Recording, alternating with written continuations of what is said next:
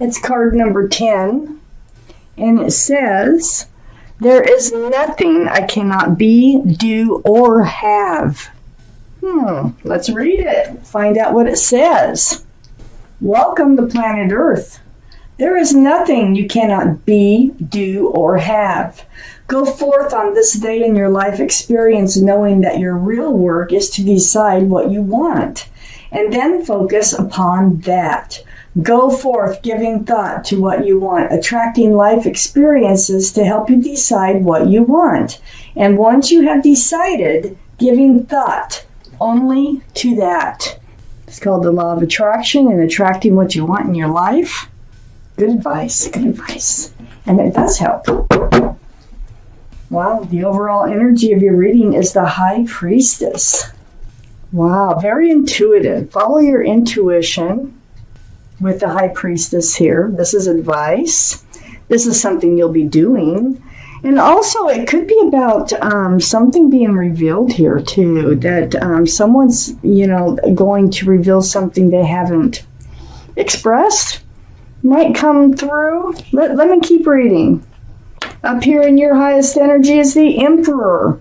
The Emperor is the card for Aries, so Aries might be strong in your chart or someone else's around this reading. All the cards are male or female, but the Emperor here, once they make up their mind is made up. I mean, it's stubborn, like in a good way. This is in your highest energy. So it feels like you have made some decisions in your life. And you're not going to back down. You're not going to settle for anything less than what you want from your life. You're very well liked and respected by others, and you might even be a leader in your profession. These are the two strongest energies in your entire reading, so this is what we're talking about. So I feel like you are following your intuition, and there still might be some enlightenment from somebody coming through here. I have the Eight of Cups next to the Emperor and right above the High Priestess.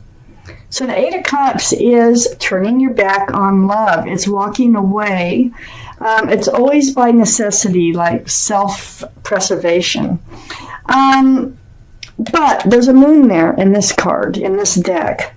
So you're walking toward the enlightenment. It's like something is dawning on you, and you're moving away from one situation here that you do have feelings for, but you for one reason or another, and I'm sure it's going to come out in the reading, you're heading towards the moon. So it's like a moth to a flame, and you're making changes in your life. I have the Three of Swords here. These changes are coming from heartache, heartbreak. Three of Swords, that's pain, that's, sadness. So you were in this place of pain and sadness. I think you were in love with someone, something did not work out, and it probably came from some sort of enlightenment. Maybe they even told you something that you didn't know, and you decided, well, okay, I got to get strong here. I got to decide what it is that I want and take that path, and that's exactly what you're doing here, Capricorns. I have the Fool card right under the Emperor, and the Fool is right next to the overall energy of the High Priestess. So this is like living in the moment, throwing caution to the wind. It's fun, carefree, dancing along with your head in the clouds, but eventually you always come to the edge of the cliff, and this is when it's time to pull your head out of the clouds, and you start to look forward rather than just living in the moment. Well, that must have happened. One of the two of you started to look forward, and it's probably you, and started to look forward, but were enlightened about this relationship that you did have love for. I have the Page of Cups next to the High Priestess and under the Three of Swords. I don't think they had a full cup of love for you. I think that might have come out in conversation. This is a very young energy card, and as you notice, they hold that cup close. There's a fish. If you look really close, there is a fish poking its head out of that cup. So that it's only half full. This can be the card for Pisces. Pisces might be strong in someone's chart around this reading. But I feel like what you were enlightened about was the love. And whether it was from them or you just figured it out or someone else told you, And so you made changes. You're making changes in your life, and it starts in February here. It may have started already. I have the Two of Pentacles right under the Fool. So yeah, you went back and forth on, hey, because you had feelings for this person. And you're like back and forth on, can you keep living in the energy of the Fool, or do you have to move forward? Well, once you start that polling, once you get that urge to move forward, it's really hard to fight. So you may have been staying in this relationship, but you can't keep getting pulled in another direction. So highs and lows, hopes and non-hopes, and so that's what the Two of Pentacles is about: security, stability, and whether or not this relationship can have a future. So I got the Ten of Pentacles next to the Two of Pentacles and under the High Priestess. You know this is what you want. You're very much aware of it. And in order to get it, I think that you figured that you're going to have to leave this relationship. I think you do have, look at all those cups, 8 cups that you're walking away from. You had a lot of love for this person, but they just weren't ready or unable to hand a full cup of love out and really take that leap of commitment and move forward in this relationship. And they somehow made it clear. Somehow it became clear to you. I have the Six of Cups next to the Ten of Pentacles and right under the Page of Cups. Yes, they're a soulmate. They may have come in from your life from another, from a past experience with them, from like being children or even college years. You may have reconnected. You were soulmates, young energy. I just don't think their energy ever really matured to the point like you're the Emperor, and I think they're still living in the Six of Cups, like in the past.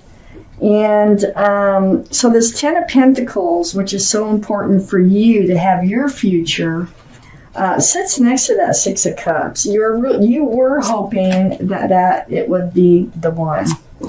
So I have the Star. The Star is right next to the Three of Swords. Yes, you are going to heal from this experience. Very deep spiritual healing. It's seeing your own reflection in that pool of water and remembering the bare essence of who you are. What you want, what you don't want. It's really coming back around to being you and knowing you here. Very deep healing. I have the Hangman next to the Star, and that tells me that you kind of spent time alone, hanging out, being enlightened. Just like with the High Priestess, being enlightened about really what happened here, okay? So this gives you the power and the strength to heal here with the Hangman. Very spiritual card again. Right next to the Judgment card, very spiritual card again. This is the card for Sagittarius. So Sagittarius might be strong in someone's chart around this reading. But the Judgment card, there's your guardian angels and your spirit guides have been blowing this horn down on you. And what you're doing is you're awakening to a spiritual lesson that comes through all your healing.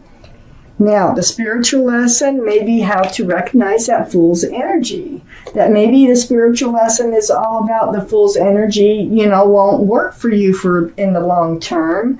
Whatever it is, you are definitely waking up to it. And you're definitely becoming yourself again. And you are becoming really firm and really have made up your mind on what it is that you want from life. I have the Justice card right below the Star. And next to the Page of Cups, this is the card for Libra. So Libra might be strong in someone's chart here around this reading.